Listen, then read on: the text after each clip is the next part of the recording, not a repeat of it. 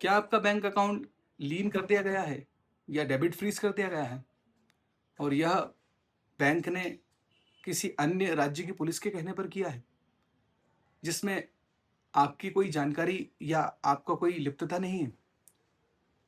तो यह वीडियो आपके लिए बहुत आवश्यक है। नमस्कार दोस्तों, मैं हूं प्रोफेसर गौरव रावल और आज हम बात करेंगे एक ऐसे साइबर फ्रॉड की जिसमें व्यक्ति की गलती ना होते हुए भी उनका खाता या बैंक अकाउंट डेबिट फ्रीज कर दिया गया किसी अन्य राज्य की पुलिस या जांच एजेंसी के कहने पर। अब यहाँ पर सवाल उठता है कि ऐसे किसी केस में किस तरह से अपने खाते को रेस्क्यू किया जाए या पुनः प्राप्त किया जाए। मैं आपको बताना चाहूँगा, अभी तक कोई व्यक्ति अगर 1930 पे कंप्लेन करता है कि उसके खाते से किसी अन्य व्यक्ति ने पैसे चुरा लिए हैं, तो उस व्यक्ति का खाता फ्रीज़ कर दिया जाता है और उस व्यक्ति के खाते से अन्य खातों में जहाँ-जहाँ पैसा गया हो, लेवल 1, लेवल 2, लेवल 3 और लेवल 10 तक सभी खाते डेबिट फ्रीज़ कर दिए जाते हैं। अब एक सीन को समझिए कि किसी व्यक्ति जो महाराष्ट्र का निवासी है, उसको किसी तमिलनाडु के व्यक्ति ने चीट किया और पैसा मध्य प्रदेश के किसी बैंक में ट्रांसफ़र करा लिया और वहाँ से इंदौर शहर में और इंदौर शहर से आपके खाते में पैसा आ गया।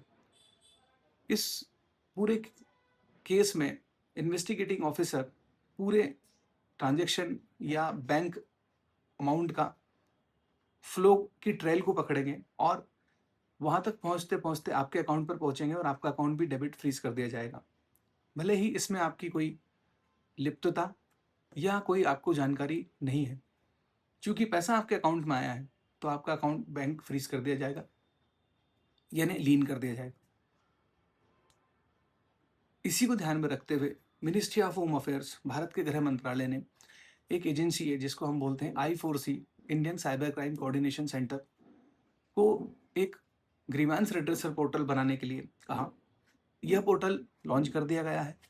इस पोर्टल के माध्यम से कोई व्यक्ति अन्य राज्यों में उसके खिलाफ कोई कंप्लेन या कोई शिकायत के बेस पर अगर उसका बैंक अकाउंट फ्रीज कर दिया जाता है या लीन कर दिया जाता है, तो यहीं बैठे-बैठे अपना पक्ष रख सकता है। इसके लिए आपको क्या करना होगा? आपको I4C की ग्रीवेंस रिड्रेसल पोर्टल, जिसकी यूआरएल है ncrp-grievanceredressalportal.mha.gov.in पर जाना होगा। यहाँ पर अपना बैंक अकाउंट की डिटेल, अपना केवाईसी, अपने अन्य दस्तावेज या प्रपत्र जिसमें आपका आधार और अन्य डॉक्यूमेंट शामिल हो सकते हैं, यह रखने के साथ-साथ आपको अपना राज्य और राज्य की पुलिस जिसने आपको डेबिट फ्रीज़ किया है, ताकि आप ये बता सकें कि आपका बैंक अकाउंट फ्रीज़ कर किया जा चुका है। इसके साथ आपको अपना स्पष्टीकरण भी देना है, जिसमें आपको बताना है कि आप इस ट्रांज़ैक्शन से किसी तरह से संलग्न नहीं हैं या इसमें आपका कोई इन्वॉल्वमेंट नहीं है। याद रहे, I4C डेबिट फ्रीज़ को अनहोल्ड नहीं कर सकता, यह सिर्फ़ कोऑर्डिनेशन का काम करता है।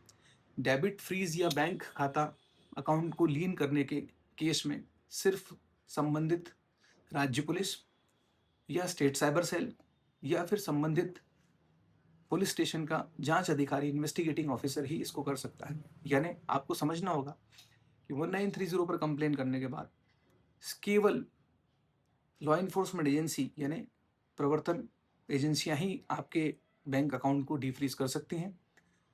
इस पोर्टल के माध्यम से आप बिना उस शहर या उस प्रदेश में जाए हुए अपना पक्ष रख सकते हैं और अपने निर्दोष होने का सबूत पेश कर सकते हैं। याद रखें, ऐसे किसी भी केस में किसी बिचौलिए या किसी पर्सन को पैसा ना दें। किसी एजेंट को यह भरोसा दिलाने पर कि वह आपको इस केस से बचा लेगा, कोई झूठे प्रपत्र या डॉक्यूमेंट न दें और कोई भी ट्रांज़ैक्शन को छुपाएँ ना। जाँच एजेंसियों के साथ सारे ट्रांज़ैक्शन में ट्रांसपेरेंसी रखें।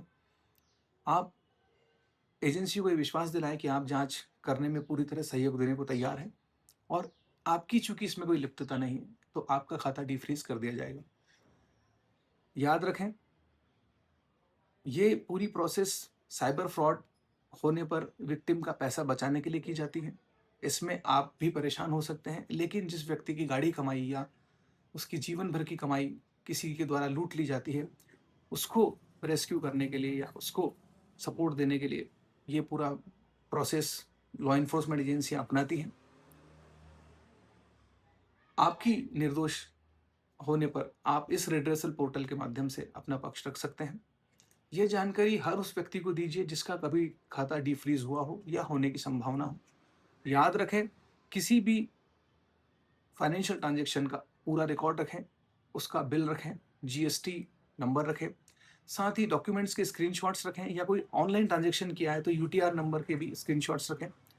क्योंकि किसी भी केस में यदि आपका अकाउंट डीफ्रीज कर दिया जाता है तो यह सारे डॉक्यूमेंट्स आपको निर्दोष साबित करने में महत्वपूर्ण भूमिका अदा करेंगे। यह जानकारी सभी को दें। अगर आपने अभी तक हमारे चैनल को सब्सक्राइब नहीं किया हो तो इस चैनल को सब्सक्राइब करें। खुद भी सुरक्षित रहें, दूसरों को भी सुरक्षित रखें। धन्यवाद। जय हिंद।